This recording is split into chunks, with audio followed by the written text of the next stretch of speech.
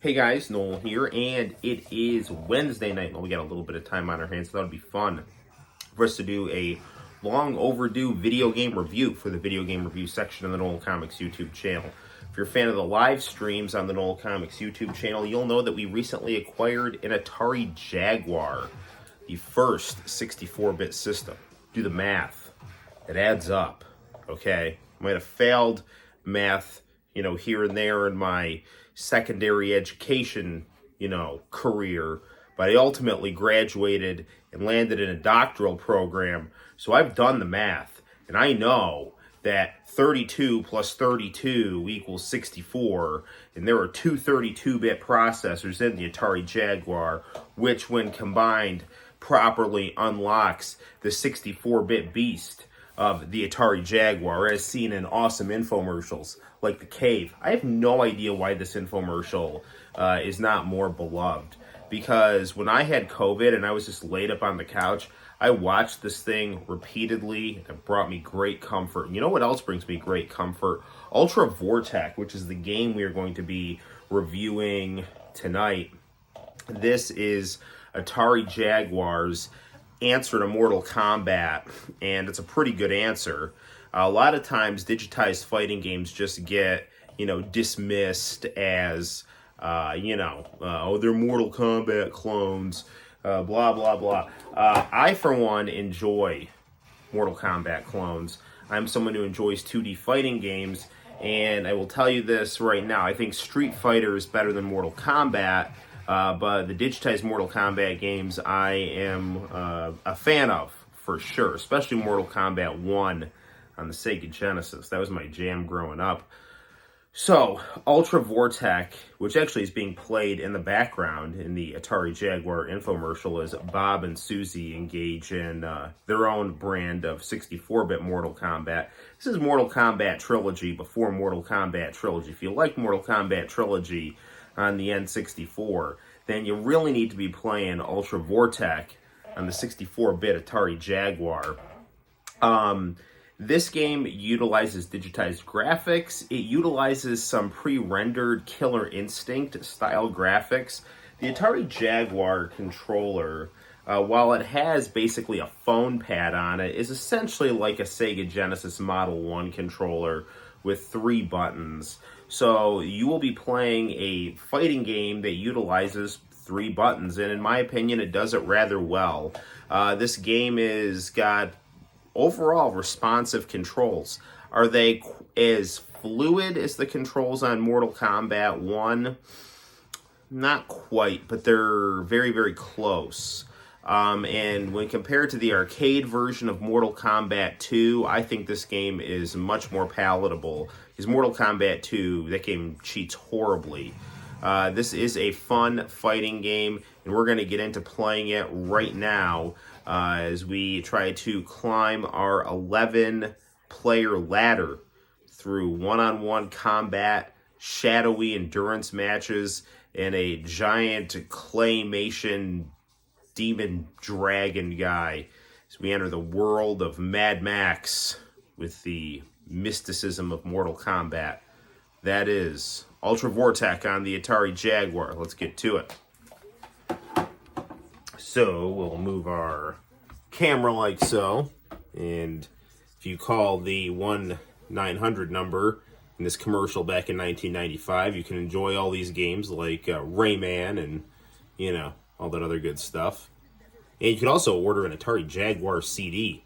You could play the terrible Highlander game. I mean, I've never played it, but I've heard it's terrible. But you know what game isn't terrible? This right here. So you can see right away, and I'm going to turn the spotlight off here.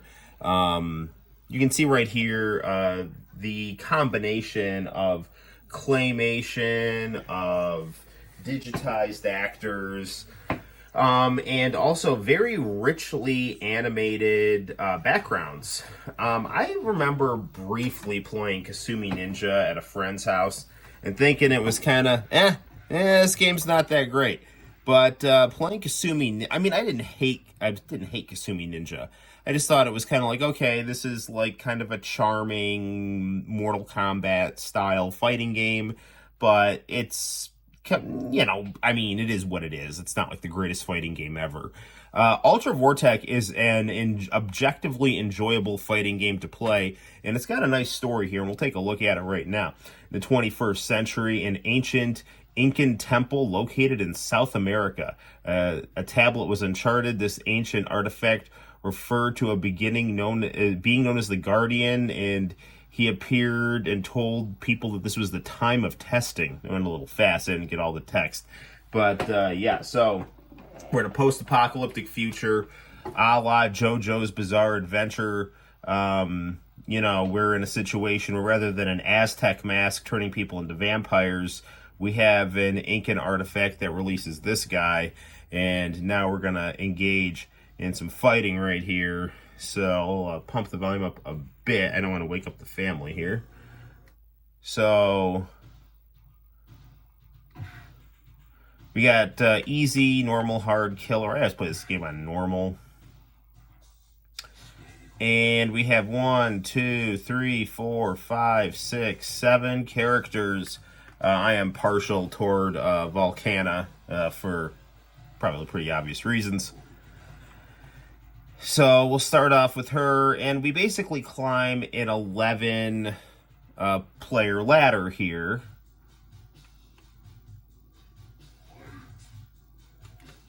So we basically have a kick button and 2 punch buttons, and again, really smooth gameplay here. This is not jerky. It looks great.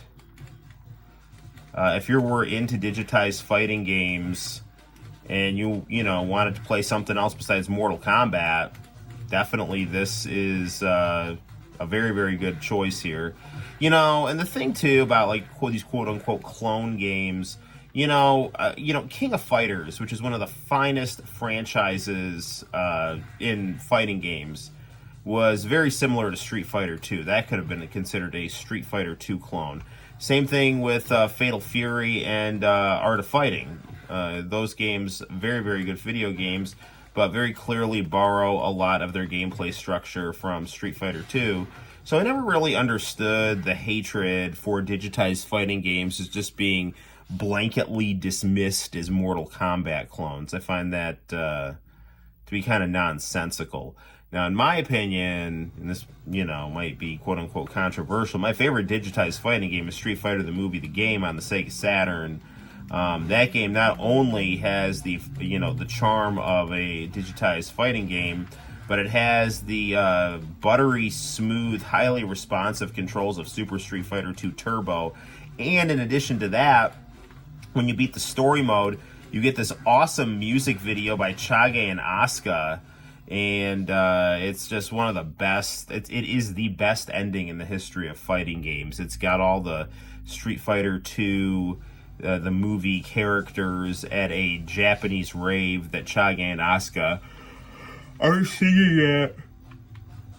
Excuse me while I yawn. It's just the best. You can actually find a version of that video with Jean-Claude Van Damme on YouTube. For some reason, I don't know why. I never played the Sega. I'm sorry, I never played the Sony PlayStation version, so I don't know if in their version maybe they have the Van Damme ending, but the Saturn version has a version of the music video where the movie clips and Jean-Claude Van Damme are cut out. It's also possible that whoever owned the rights to the movie footage, didn't want him. It doesn't even make sense because they use still footage of the movie in the game, so I don't know. And maybe Jean-Claude Van Damme wanted some extra money to have his music video version in the game. He definitely was, he's pretty coked up at the time, I'm not gonna lie. I love Jean-Claude Van Damme, but he had a lot of problems.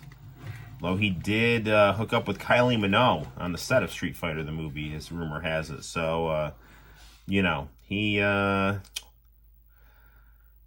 got some life accomplishments to balance out his life failures. So we got Buzzsaw right here. It kind of reminds me of I don't know, actually maybe even a little bit cooler looking version of the Predator style ninjas in Mortal Kombat 3, but that's really just up to you. Now, each player probably has about 5 moves, but, I usually get by with, you know, well-timed punches and just a couple of moves, which is pretty much what I did with Mortal Kombat 1. So this game does definitely get harder, but it never gets frustrating, in my opinion. And it's just, it's a relaxing 64-bit 2D fighting game. Atari Jaguar definitely could do 3D polygonal games. I actually just got Tempest 2000 in the mail, so we'll play and review that game soon. But it really, really did a nice job with 2D fighting games. And just 2D games in general. I mean, take a look at Rayman. Doom. I don't even know if Doom is technically a 3D game, but apparently the Jaguar version of Doom is considered to be the best console version. Even though I love absolutely Rose Street, and they are just drooling over the 32X version of Doom and what it brings to the table.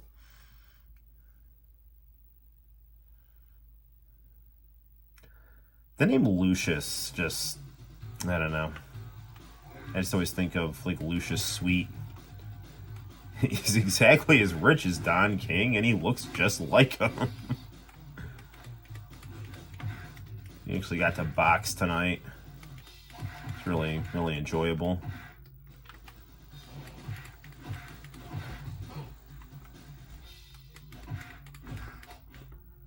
Probably won't be able to box on Friday, though. What with it being Good Friday, and it's Lent and Easter time, and time for, religious meditation and family time as well.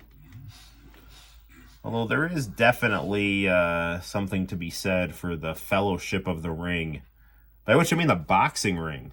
But nothing replaces, the quality of Christian fellowship. Unless you're boxing with another Christian, then you get the best of both worlds.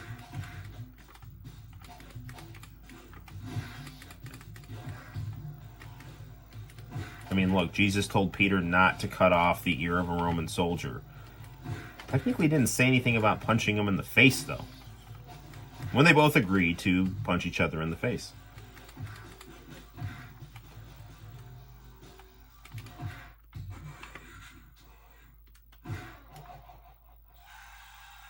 So, one thing I really like about this game is it's got the really easy stage fatalities here. Like in Mortal Kombat 2 and 3, they started making them really complicated. Whereas in like Mortal Kombat 1 in the pit, you just did your big uppercut and down they go. So yeah, obviously, instead of saying finish him, they just say annihilation time. And then they tell you to recycle to the extreme. But, speaking of, quote-unquote Street Fighter clones, SNK, I think, always had, Capcom did a great job with it, too, but SNK in particular always did such a great job with highly detailed backgrounds. And this game really does a nice job with highly detailed backgrounds. I actually believe there was an unreleased Atari Lynx port of this game done with hand-drawn graphics. And I want to say that fans are working on getting it completed because the Atari Jaguar homebrew scene is, it's a thing, man. And I guess that's carried over to the Lynx. But look into that. You probably want to head over to Atari Age and, see what they got to say. So we're fighting Mercury.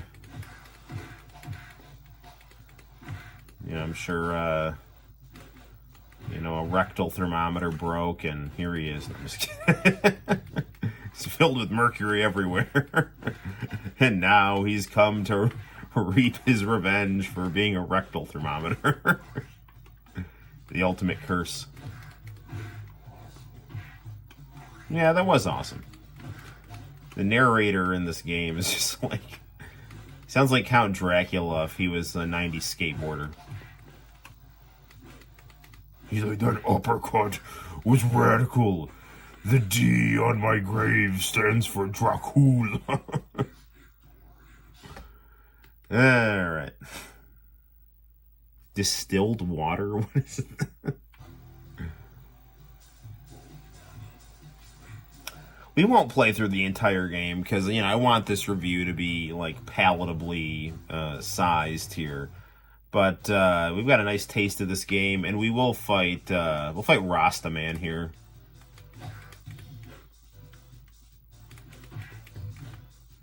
It's like, you ever wonder what would happen if, you know, Bob Marley and Billy Blanks had a child?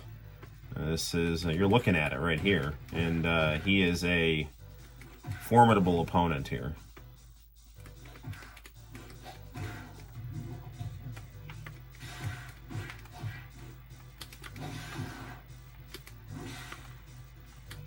It's actually really funny how they, in the Atari Jaguar, the cave infomercial, they was kind of dressed Susie up in... So, like, if you watch the infomercial, there's this girl who's kind of like the girlfriend of the main character, but she's also this kind of mystical embodiment of the Atari Jaguar.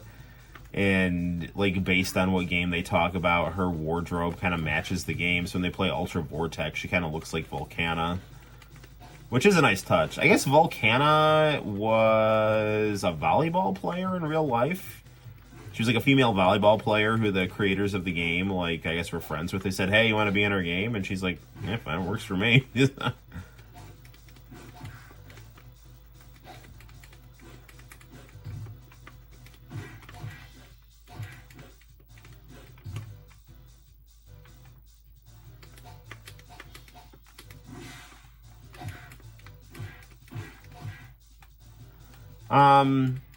You know, it's kind of interesting because sometimes when you get hit, you don't really bounce back. You just kind of hold your ground and take the hit. Which, I mean, it's fine. I mean, it's just the unique game mechanic of this game. So, yeah, so that's that. So Volcana is victorious. Actually, you know what? I said that we were going to do one more fight, but I think we got to do Volcana versus Volcana. That'll be a nice way to wrap this up.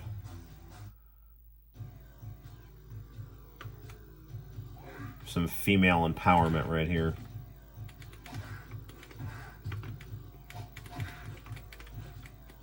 You have a girl fighting in, you have like a strong empowered woman, you know, fighting in a high cut leotard. That will make both versions of G4 happy.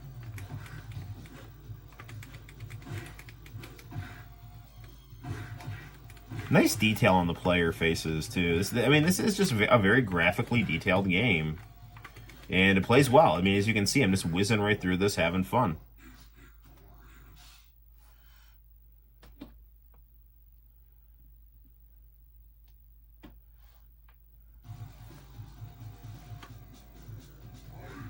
You know, I looked, when I was kind of doing a little bit of research on this game before the review, you know, I read that it was kind of mediocre to poorly reviewed at the time, and you know, I have absolutely no concern what any video game critic has to say, or just really any critic in general. I think critics are kind of just parasites, and I don't really hold their opinion in high regard because I know whether I like something or not for the reasons that I like it. Now, you know, is it fun to kind of listen to what people have to say sometime? Yeah, but that doesn't really mean that their opinion holds any value.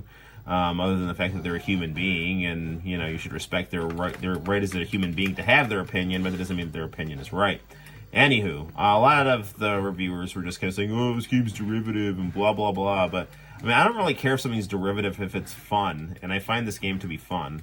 And if you like to play the Atari Jaguar, this is definitely a good game to have on it. That's not a good thing to do, to take a punch to the face to your clone. You know, that's... Because then what if they replace you and then start doing a bunch of bad things, like, I don't know, like ordering a bunch of pizzas to your neighbor's house and, you know, just, I don't know, like driving your car really fast around the corner, you know, all hours of the day. Make the neighbors angry. You know, you're just like tied up in your clone's basement while your clone gives you a bad name and ruins your credit. And so on and so forth. Until it's getting pretty late. I'm completely incoherent.